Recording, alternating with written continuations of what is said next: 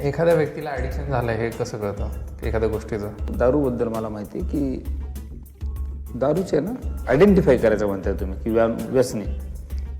शक्यतो तुम्हाला असेच लोक भेटतील जगात. मी कधी कधी पितो, हो, मी फक्त पार्टीत पितो. आपलं पिणं तुला तर माहिती नाही एवढंसं राहतं, त्यानंतर आपण एवढं मटण खातो असं काहीतरी.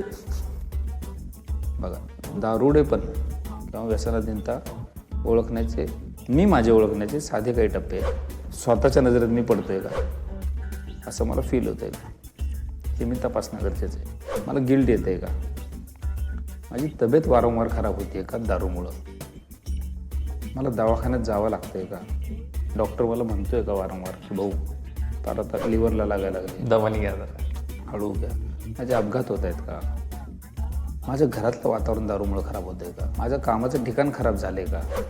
खराब झालं का म्हणजे काय की मी कामावर जाताना माझा जो क्लोजवाला येतो तो म्हणतात तुला कळतंय का, वास येतोय अजून पण तुझा, किंवा काल रात्री तुला कळत होतं का तू बॉसला काय.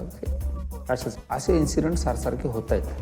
मला सकाळी आठवत नाही आहे, मला पैशाचाच हिशोब लागत नाही आहे, संध्याकाळ झाली की घंटी वाजते, चाललं आहे थोडीच म्हणून मी घरचा फोन आला की आलोच 10 मिनटात करतोय.